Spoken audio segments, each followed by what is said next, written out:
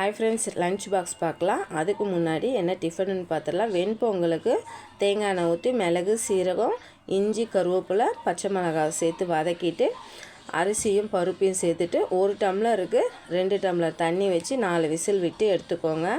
கார சட்னிக்கு எல்லாம் எடுத்து வச்சுருந்தேன். இஞ்சும் பூண்டும் வதக்கிட்டு தக்காளி, வெங்காயம், காஷ்மீர் மிளகாத்தூள், மிளகாய், கொத்தமல்லி எல்லாம் வதக்கி எடுத்து ஆற வச்சு சட்னியை அரைச்சி தாளிப்பு போட்டு எடுத்துருங்க.